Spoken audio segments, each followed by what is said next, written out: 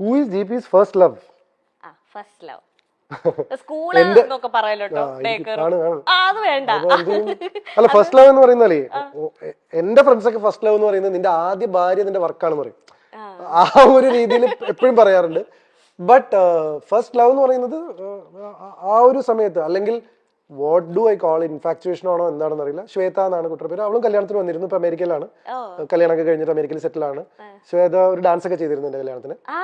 So I M in touch with every one. അപ്പൊ first love എന്ന് പറഞ്ഞാൽ അവള്, ഞാൻ ഫസ്റ്റ് ഉണ്ടാകുമ്പോൾ അവള് UKG-ലായിരുന്നു.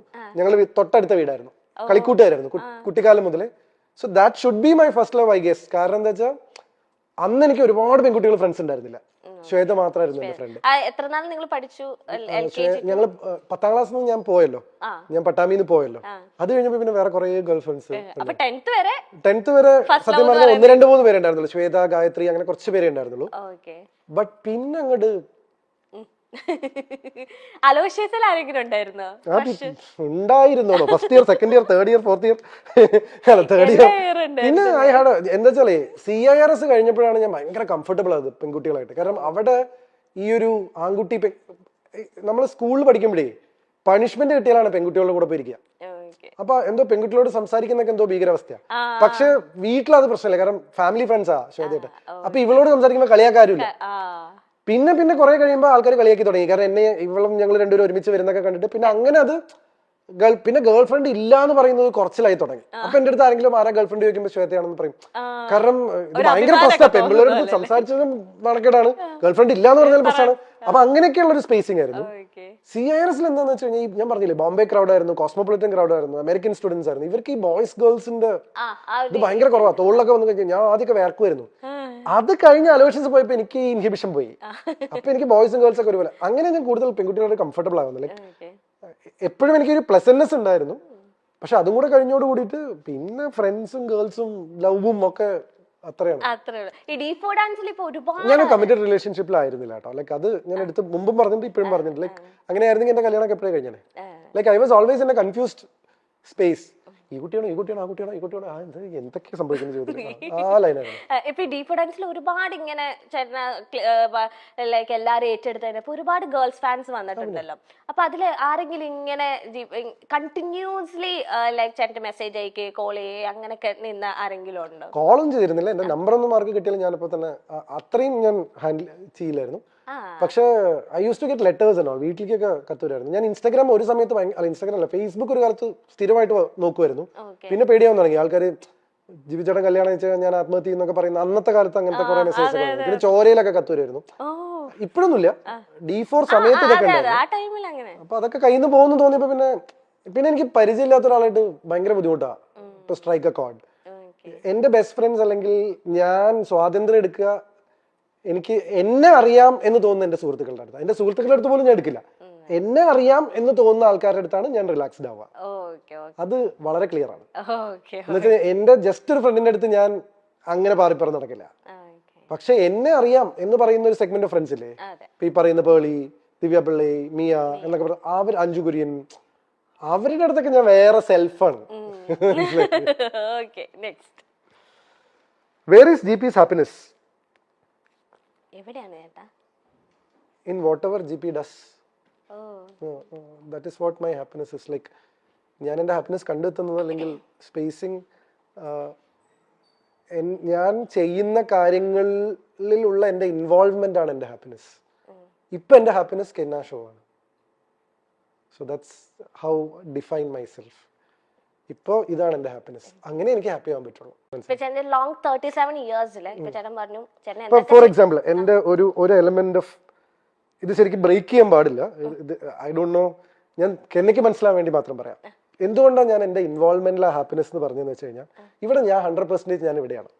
അപ്പൊ കെന്ന ഷോ എന്ന് പറയുമ്പോൾ കെന്നയുടെ മുഖത്ത് ഒരു റെസ്പോൺസ് വരണമായിരുന്നു. പക്ഷെ കെന്നയുടെ ചെവിയിൽ ഒരു ഇൻസ്ട്രക്ഷൻ വന്നുകൊണ്ടിരിക്കുകയായിരുന്നു ഞാനിത് പറഞ്ഞപ്പോ. മനസ്സിലായോ? ഇത് എന്റെ ഇന്റലിജൻസ് കൂടിയാണ്. ഇതിപ്പോ എങ്ങനെയാ ജിപിച്ചേട്ടൻ മനസ്സിലാക്കിയെന്ന് കെന്ന ആലോചിക്കും. ഇത് പറഞ്ഞപ്പോ കെന്നയുടെ മുഖത്തൊരു തെളിച്ചം വന്നു. ഇതാണ് ഒരു അവതാരകനായിട്ടുള്ള ജിപിയുടെ ഹാപ്പിനെസ്. മനസ്സിലായില്ലേ? എന്ന് വെച്ച് കഴിഞ്ഞാൽ അത്ര അറ്റൻറ്റീവ് ആണ് ഞാൻ ഇവിടെ ഷോയില്. എന്ന് വെച്ചാൽ കെന്ന ഷോ എന്ന് പറഞ്ഞു കഴിഞ്ഞപ്പോ എനിക്കറിയാം എന്റെ ഓഡിയൻസിൽ നിന്ന് ഒരു റെസ്പോൺസ് വരുന്നു. അത് വരുന്നില്ല. എന്തുകൊണ്ട് വന്നില്ല? അപ്പൊ കെന്നയ്ക്ക് എന്തോ ഒരു ഇൻസ്ട്രക്ഷൻ കിട്ടിയിട്ട് പുറത്തുനിന്ന്. ആ ക്വസ്റ്റ്യൻ ആണ് അടുത്ത് കെന്ന എന്റെ അടുത്ത് ചോദിക്കാൻ പോകുന്നത്. ഈ ദിസ് ലോങ് 37 years ചോദിച്ചോളൂ. ഓക്കെ, ഇനി ഞാനൊന്ന് ചോദിക്കണ്ടല്ലോ. എടോ, സ്റ്റേറ്റ് അവാർഡ് അവതരണത്തിൽ കിട്ടാൻ പറഞ്ഞ എളുപ്പമുള്ള കാര്യമല്ല. ഞാനൊരു നിമിഷം ഇങ്ങനെ കേട്ട് പോയി പകച്ചു പോയി എന്നൊക്കെ പറഞ്ഞു. അല്ല, this is A tip for you അതെ, ആസ് എ ആങ്കർ. മനസ്സിലായില്ലേ? ഇതൊരു ഇത് ദിസ് ഇസ് മൈ ഹാപ്പിനെസ്. ഇത് സ്കോർ ചെയ്തു. This is GP's happiness. അതാ ഞാൻ നിങ്ങളെ ടെക്നിക്കാലിറ്റി ഞാൻ ബ്രേക്ക് ചെയ്യണോന്ന് വരെ ഞാൻ ഇപ്പൊ ചിന്തിച്ചു. കാരണം നിങ്ങളുടെ ചെവിയിൽ ഒരു ഇന്നിയർ ഇരിക്കുന്നുണ്ടെന്ന് പ്രേക്ഷകർക്ക് അറിയില്ല. പക്ഷെ this is A content for you. ഇത് കെന്ന ഷോന്റെ ഒരു കണ്ടന്റ് ആണ്. വേറെ ഒരാൾ ഇവിടെ വന്നിരുന്നത് നിങ്ങൾക്ക് ഇങ്ങനെ ഒരു സാധനം പറയില്ല. കാരണം ഞാൻ അത്ര അറ്റൻറ്റീവ് ആണ്. ഞാൻ ഇത്രയും സംസാരിക്കുമെങ്കിലും എന്റെ ചുറ്റും നടക്കുന്നതിനെ കുറിച്ച് ഞാൻ എസ്പെഷ്യലി ഒരു ഷോ ആവുമ്പോൾ ഇത് എന്റെ ഏരിയ ആണ്. അപ്പൊ ചോദിച്ചോളൂ, ലോങ് 37 years. അല്ല, ചോദിച്ചോളൂ. അത് നിങ്ങൾക്ക് അവിടുന്ന് ഷോന്റെ ഒരു ഇൻസ്ട്രക്ഷൻ വന്നല്ലേ, ഞാൻ പറയാം. ലോങ് 37 years ഏറ്റവും ഹാപ്പിയസ്റ്റ് ആയിട്ട് തോന്നിയ ഒരു മൊമെന്റ് ഏതാണ്? ഇതാ, ഇത് പറയല്ലേ, വേറെ പറ. This moment.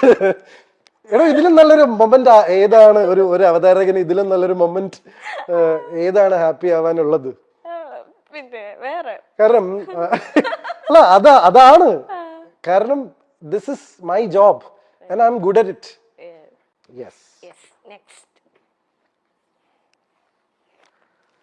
which is GP's top gossip? ഏറ്റവും ടോപ്പ് ആയിട്ട് ഞാൻ പക്ഷേ ഇന്ന് പണ്ടത്തെ ഒരു ഇന്റർവ്യൂല് ജസ്റ്റ് കേട്ടോണ്ടിരുന്നപ്പോഴത്തേനും കമന്റ്സും ജസ്റ്റ് ഞാൻ സ്ക്രോൾ ചെയ്തതാ. അപ്പൊ അതിലൊരു എന്തോ ഒരാള്, വ്യക്തിയുടെ പേരൊന്നും എനിക്ക് ഓർമ്മയില്ല, നല്ല ഡീറ്റെയിൽ ആയിട്ട് GP ചേട്ടന്റെ പേളി ചേച്ചിയുടെ ഒക്കെ അറിയുന്ന രീതിയിൽ പേളിയും GPയും ഇഷ്ടത്തിലായിരുന്നു. പിന്നെ അവരെന്തോ പിണങ്ങി. പിന്നെ അതുകൊണ്ടാണ് അവര് കെട്ടാത്തത്. അത് ഞാൻ ഇനി അങ്ങനെ അപ്പൊ ഞാൻ വെച്ചത് ഈ പേളിയും GP ചേട്ടനായിട്ട് ഞാൻ അങ്ങനെ ഗോസിപ്പുകൾ ഒന്നും കേട്ടിട്ടില്ല. അപ്പൊ ആ കമന്റിൽ എന്തോ ഗോസിപ്പ് ഉണ്ടായിരുന്നു എനിക്ക് തോന്നുന്നു. എനിക്ക് മേജർ ആയിട്ടുള്ള എനിക്കിതിൽ ഏതാ ദിവ്യപിള്ള, ഇതിൽ ഏതാണോ ടോപ്പ് ഗോസിപ്പുകൾ ഇഷ്ടംപോലെ ഉണ്ട്. എനിക്കത് മിയ ചേച്ചി ആയിട്ടായിരിക്കും. പക്ഷെ എന്താ അറിയോ, ദിവ്യപിള്ളയുടെ ഗോസിപ്പിന്റെ സമയത്ത് സോഷ്യൽ മീഡിയ സ്ട്രോങ് ആയിരുന്നു. അപ്പൊ അത് ഭയങ്കരമായിട്ട് ആഘോഷിക്കപ്പെട്ടു. അതിനാണ് ഞാൻ ആദ്യമായിട്ട് ജീവിതത്തിൽ ഒരു എക്സ്പ്ലനേഷൻ കൊടുത്തത്. നിങ്ങൾ ആ കണ്ടത് കല്യാണമല്ല, മീഡിയ എന്ന കാര്യത്തിൽ ഞാൻ എക്സ്പ്ലനേഷൻ കൊടുത്തു വന്നിട്ടില്ല. അപ്പൊ എനിക്ക് ടോപ്പ് ഗോസിപ്പിൽ ശരിക്കും സ്റ്റാറ്റിസ്റ്റിക്സ് എടുത്തു നോക്കണം. പക്ഷെ മീയുടെ എന്ന് വെച്ചാൽ കുറച്ച് കാലമായിട്ട് നിന്നുകൊണ്ട് മീയുടെ കല്യാണം എന്റെ കല്യാണം കഴിഞ്ഞിട്ട് രണ്ടുപേരും അവരവരുടെ കല്യാണങ്ങൾ അറ്റൻഡ് ചെയ്തിട്ട് ഇപ്പൊ നിൽക്കുമ്പോഴാണോ ഇത് ട്രൂ ഫ്രണ്ട്ഷിപ്പ് ഗോൾസ്. ഇത് ഞാൻ നേരത്തെ പറഞ്ഞു കഴിഞ്ഞാൽ അതാണ് പ്രശ്നം. How much is GP's net വർത്തോ? നമ്മളുടെ സമ്പാദ്യം പൊതുവെ പറയാൻ പാടില്ല എന്നാണ് പറയുക. ഈ നെറ്റ് വർത്ത് എന്ന് ഉദ്ദേശിച്ചത് സ്വാഭാവികമായിട്ടും ലിക്വിഡ് ക്യാഷും അസറ്റ്സും എല്ലാം കൂടി ഇതിനെയാണല്ലോ നമ്മൾ നെറ്റ് വർത്ത്. എക്സാക്ട് ഫിഗർ ഞാൻ എന്തായാലും പറയില്ല. ഒരു 9 ഡിജിറ്റ്സ് ഉള്ള സംഖ്യയാണ്.